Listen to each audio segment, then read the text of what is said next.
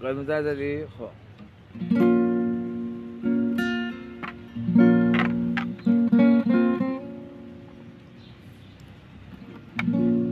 سر را به دیواری که اصلا نیست میکوبم.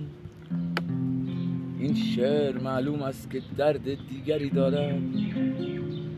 تزریق مشتی گاو در رگ‌های آزادی. خود کار سبزت دست‌های لاغری دارد.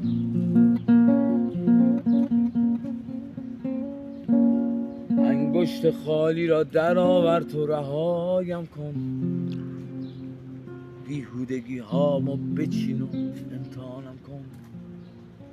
ما آنچه را باید را از ابتدا دادیم. از 7 دولت پشت این دیوار آزادیم.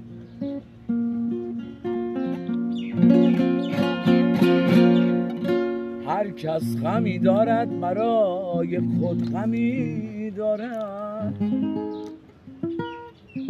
آقای دنیا ابرهای در همی دارد. با مشتهای له شده با من میرقصم. زندان ما دیوارهای محکمی دارد. من اعتراف تازه‌ای در زیر سیگاری. من مردم آماده جشن و عزاداری.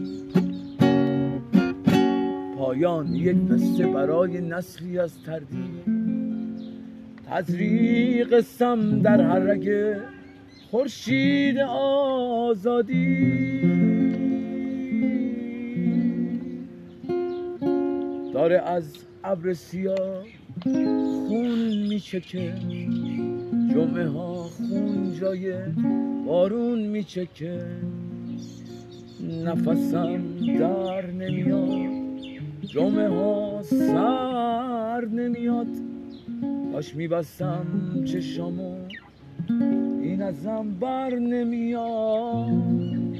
بوی عیدی، بوی تو، بوی کاغذ رنگی، بوی تنده ماهی دودی وسط سفره نو، بوی یاسه جانماز ترمه مادر بزرگ.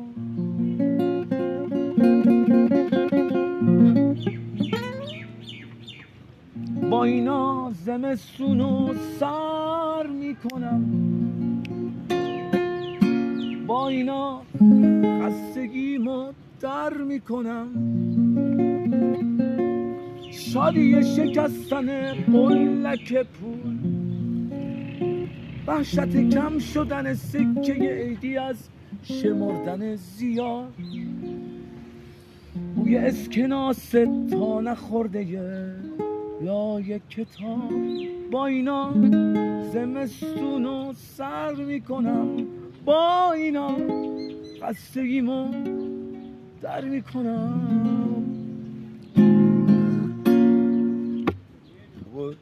عالی بود.